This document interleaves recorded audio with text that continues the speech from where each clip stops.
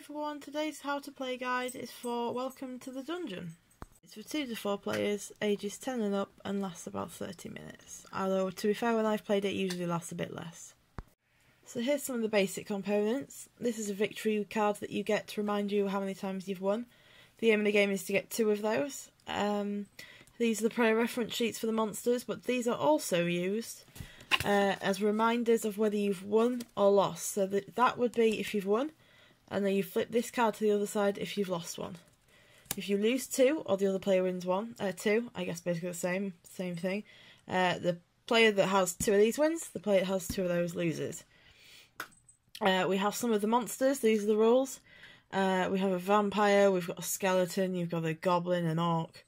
There's all sorts. A golem, a dragon, and the demon. They're the main monsters. There's varying numbers of quantity for these cards.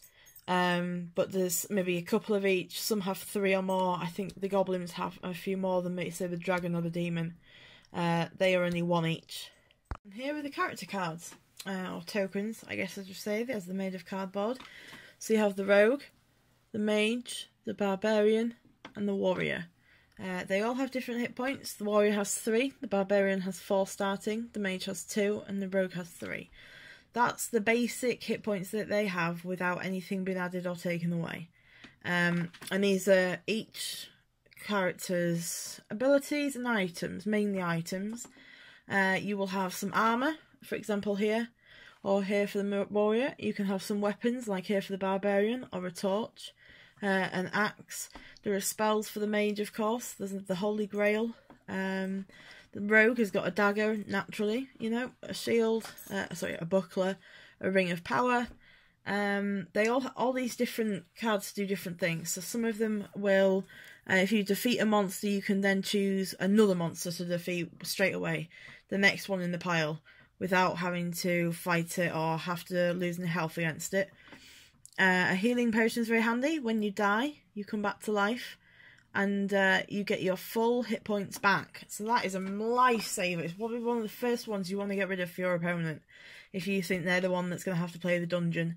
Because you can get down to 0 hit points and be like dead instantly.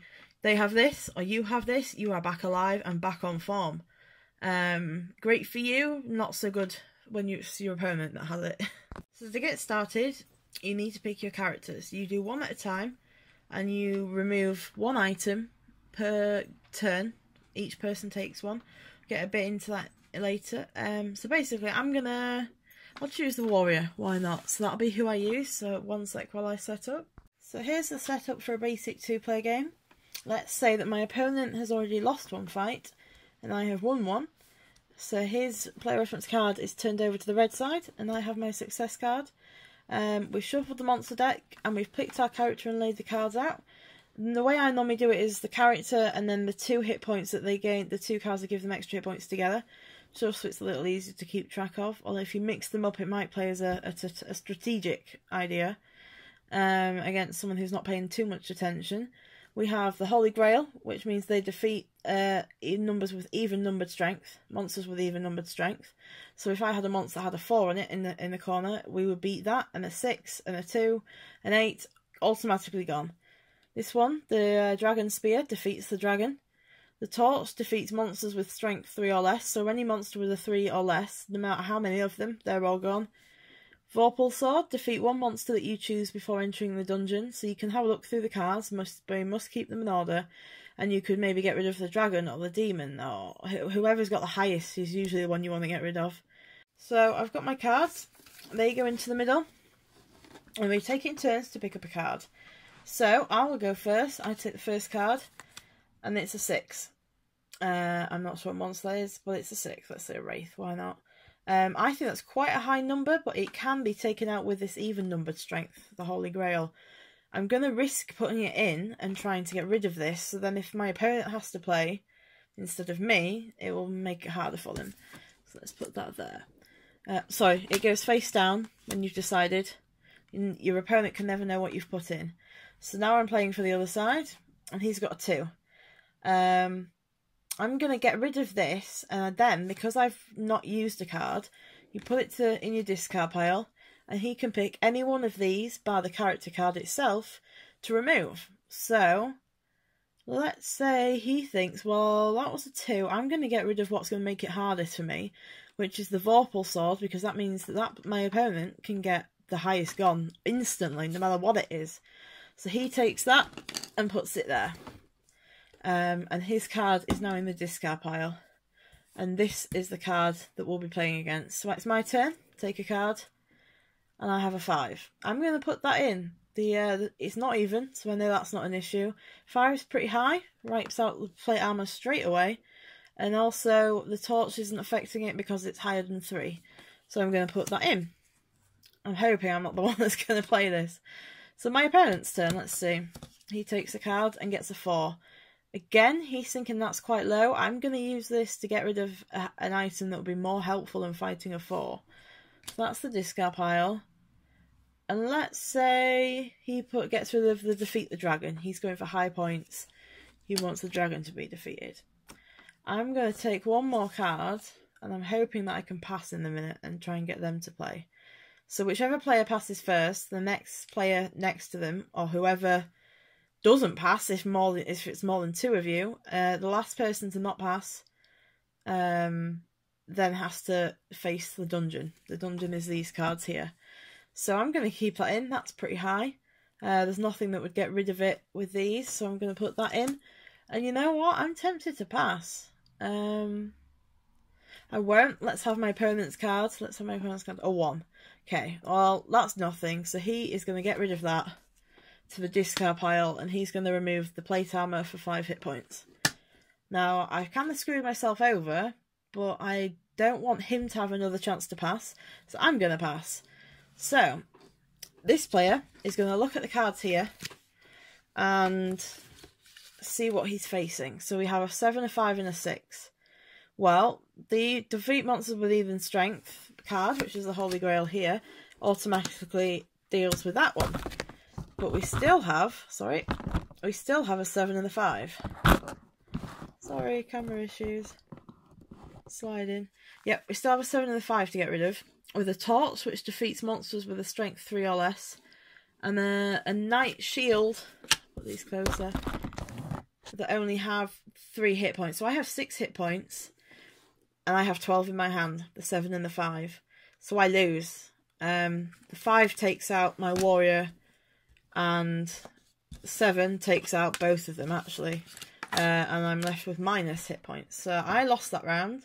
So I flip my little player reference card over. I'll show you what it's like in a second. Okay, round 2. So I've already won one before I start this video, we'll say. This is to show that I lost the last game. This shows my opponent lost the first game I won, and that my opponent won the last game. So it's a good way of keeping score of who's got what. So this time we're playing with the rogue, who starts off with 3 hit points, mithril armor that adds 5 hit points, and a buckler that adds 3. Her items have the Ring of Power, who defeats monsters with a strength of 2 or less, and you add their total number, the strength of them, to your hit points. So if you had 3 goblins at 1, you would then gain 3 hit points. The Vorpal Dagger can defeat 1 monster that you choose before entering a dungeon, so in this case you would look through the cards without changing their order, and then pick 1 enemy to remove from the pack. The Invisibility Cloak allows you to defeat monsters with a strength of 6 or more, so that would be like the dragon that beated me last time. Sorry. Healing Potion, when I die, come back to life with your adventurer's hit points once per dungeon. So, that again is a really good item to have when you're in the dungeon, but a really bad one for your opponent to have, in your eyes anyway. So we shuffle the monster deck again, and we'll carry on. So I'll say it's my opponent's turn this time, and he gets a 1. Well, he doesn't think that he can do much damage by putting the 1 into the dungeon, so he's going to put that in the discard pile. And actually what he's going to do is remove one of these. Now he's going to look and think, what would be the hardest to make it harder for me? Maybe, going by the same tactic as last time, getting rid of the ones that help with higher strength monsters, as they'll have more chance of killing me. Or do we get rid of the healing potion? I'm going to say he'd get rid of the healing potion. So that goes over there, and it's my turn. Let's see, I've got a 3. Okay. I'm going to put that in. My reason being that there's 2 or less that will be defeated, or one monsters of 6 or more. That's kind of bang in the middle. It's one that won't be affected no matter what and might get to chip away at someone's hit points. So it's now my opponent's turn. He gets a 5 now. He's going to put that in. He thinks that's a damaging card for me to have to face, so it comes to me. And I'm going to go a 9. Ooh. See, I really want to put the 9 in and take that out, but I can't, sadly. I can only do one or the other. So I'm putting the dragon in, and on my next turn I'm going to pass if my opponent doesn't. So if you were going to pass, you cannot pick up a card from the pile. You have to pass as the very first action on your turn. You can't pick up one, look at it and think, no, I don't like it, and then say pass. It has to be your first action. And so let's say he passes. In fact, no, I pass. It's my turn, isn't it? I pass. So he's facing, let's see. I think I've not done it here. So there's a total of 17 there that he has to beat. But I forgot to remove the 6 or more one. So that's the dragon gone. And now we have 5 and 3, which is obviously 8. Well, the Vorpal dagger removes any one monster. So that's the 5th. The 5th gone, and we're only left with 3. And if you look here, 8 hit points plus 3 is 11. This doesn't do anything, but they've won with hit points. If you basically do that, he had 8 hit points less. That was a massive failure for me. So I would have lost the game by that point, because I've lost 2 games and my opponent won 2. And then you would restart. So here's just a bit of rule guide. There's 2 parts to every round. So the first part is the bidding phase, which is where you take a card and you decide what to do with it, and then you pass your turn and no longer take part in the round. Now, if you take a card, you have to do something with it. I'll get to that in a second. If you pass, you are passed. You can't start to interfere at any point until that round is done. And by round, I mean the game of going through the dungeon, beating the dungeon, and doing the hit points, and that's the end of it. So when one player has either been defeated or succeeds, then you come back into the game after passing. If you choose to draw a card, you take the top card of the monster deck, as usual. Look at it without letting anyone else see it. That's key. If people can see what you're putting down, it will change their strategy, and that will affect how yours works. I know it's just a game, but I'm competitive, and my friend kicks my butt at this, even though I try and play strategically. So I've got to say, I think ad-hocing it sometimes works in this game. So when you've drawn the card, you either add the monster to the dungeon, which means placing it face down, or you place the monster in front of you face down. In this case, you must sacrifice one of the adventurer's items, which is one of these. You then place all that equipment child of your choice from beneath the adventure onto the monster. The monster and piece of equipment are considered discarded for the rest of the game. So, let's say I had a monster here and I took that would go like that, and then it's gone. That's out of the game now. It's not coming back. So next, after the bidding phase, is the dungeon phase.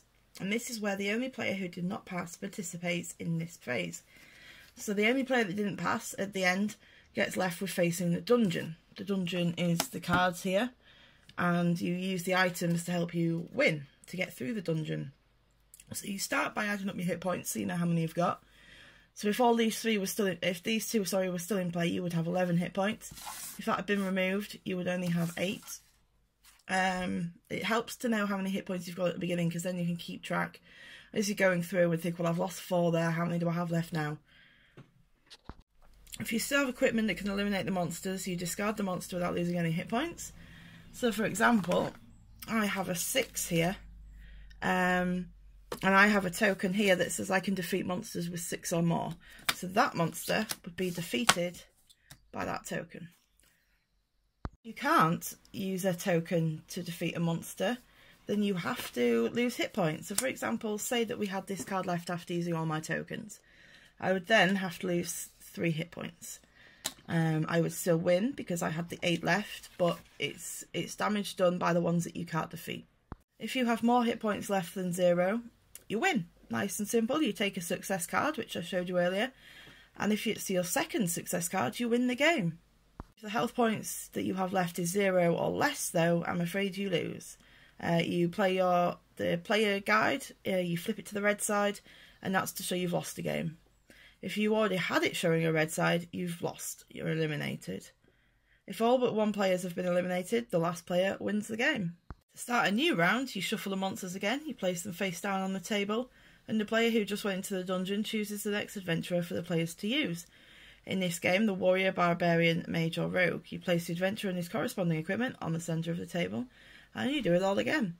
So to win the game, you need to earn 2 success cards, or all the other players have been eliminated from the game. So the game I just showed you was Welcome to the Dungeon, but they actually released a sequel called Welcome Back to the Dungeon. I'm going to do a video on this at some point. It's very similar in gameplay to the first one. There are some added roles, there are some special monsters and things like that, but they're both good games. I enjoy both. My friend that beats me loves them because she can beat me. They're good fun, very competitive because you do get angry when someone passes just before you pass. It gets a bit infuriating. But no, they're good fun. Thanks for watching everyone, bye.